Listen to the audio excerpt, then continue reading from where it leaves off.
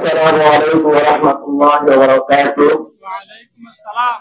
إن الحمد لله والصلاة والسلام على نبينا بعده. أعوذ بالله من الشيطان الرجيم. بسم الله الرحمن الرحيم. إن حكم إلا لله صدق الله العظيم.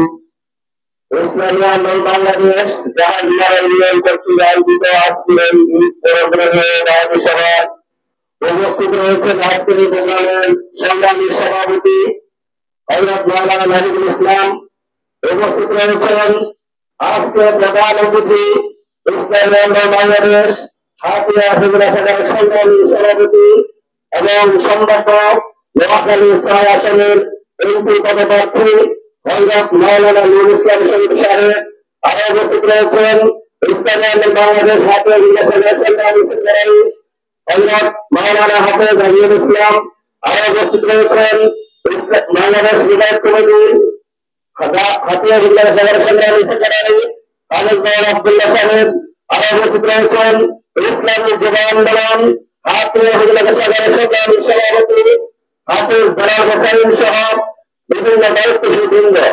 উপস্থিতি আপনারা আজকে এখানে ইসলামিয়া বাংলাদেশ জাহাজমারা ইউনিয়ন শাখার দাওয়াত এখানে এসেছেন, এই জন্য সবাইকে আমাদের কমিটির পক্ষ থেকে আন্তরিক মোবারকবাদ জানাচ্ছি। আগামী দিনে আমাদের ঢাকা সবাই আসবেন। আমি শুধু আপনাদের সামনে দু-একটি কথা বলবো।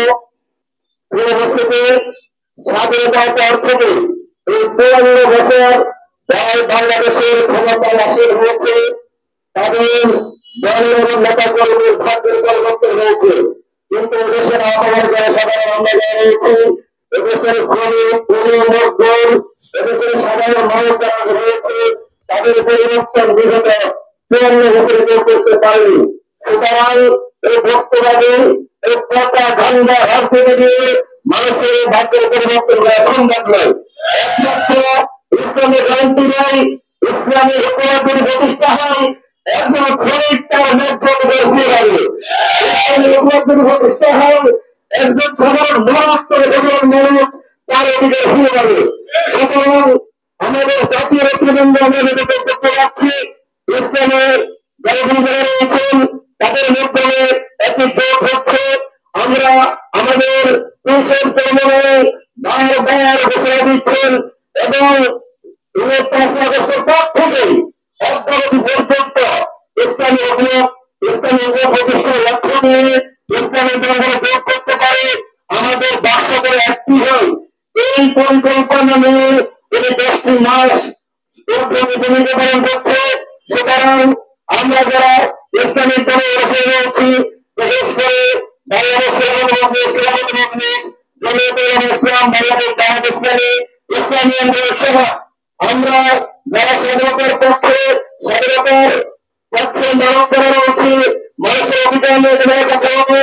আমরা আগামীতে একটি বাক্স করতে চাই যারা বিগত সরকারের নেতা আগামীতে কোনো সরকার করা আমাদের বাংলাদেশকে তারা চিনি খেলতে না পারে, তারা চিনি করতে না পারে।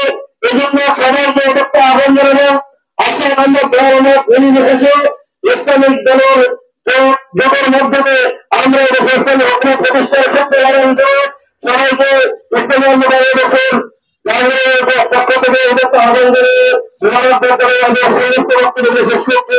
আসসালামু আলাইকুম ওয়া রাহমাতুল্লাহ।